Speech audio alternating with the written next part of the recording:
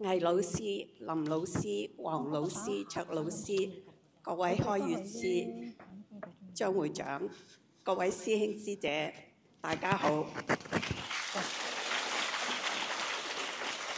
今日我主要分享嘅呢，就係同兩位朋友，佢哋住喺大溪地嘅，同佢哋調整。咁其實第一次我同我個朋友 Anna 調整嘅時候呢，就係喺吉隆坡見到佢嘅時候呢，佢有好多嘅痛症，咁亦都好多個星期呢，隻手係遞唔高，亦都自己着唔到衫。咁我幫佢調整咗1個鐘頭之後呢，佢已經可以舉起隻手，同埋係好開心。咁跟住再幫佢調整咗1個星期，每一日都有2次，每一次1個鐘頭。之後呢，佢已經嘅痛症呢已經消失咗啦。咁第2次見到 Anna 嘅時候呢，佢就係已經有2個星期呢，2隻腳眼呢都係好痛，唔痛嘅時候呢，就係痕到不得了，亦都有好多水泡。咁我幫佢調整咗1個鐘頭之後，係要用隔離咁樣幫佢調整嘅。1個鐘頭之後，佢第2朝呢已經發現全部啲水收晒啦，所以亦都開始復原。咁因為跟住我就學咗高班，咁當時我就送咗1套八爪魚俾佢。咁學完高班之後呢，我就開始幫佢做電話調整。咁佢最主要嗰個問題呢，就係心律不正，咁佢隨時都會發生嘅，甚至有時係瞓緊覺啊咁樣。然之後每一次呢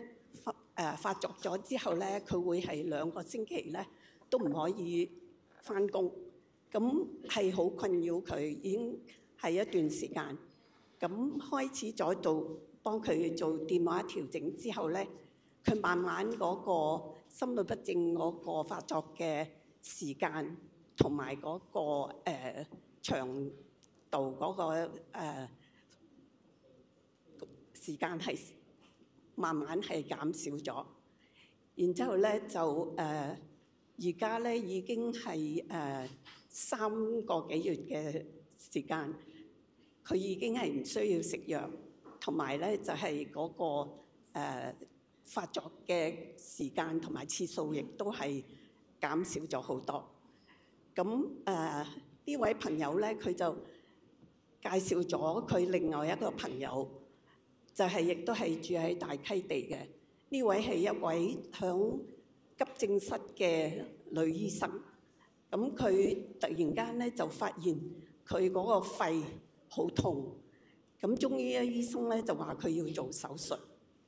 咁佢屋企人呢就喺法國嘅，所以佢飛翻去法國，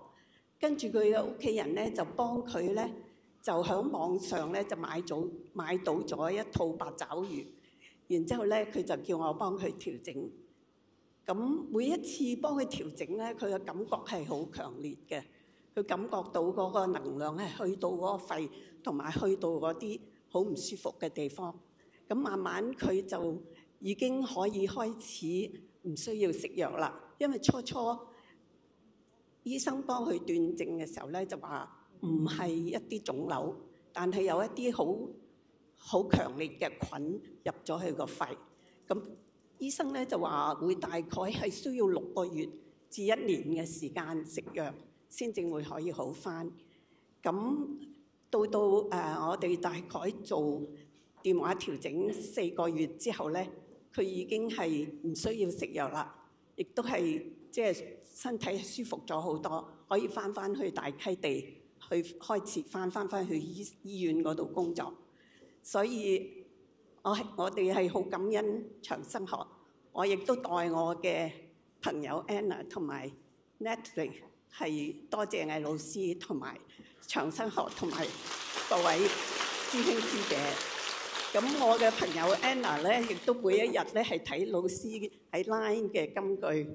雖然係英文版，咁亦都好希望係可以學到長生學。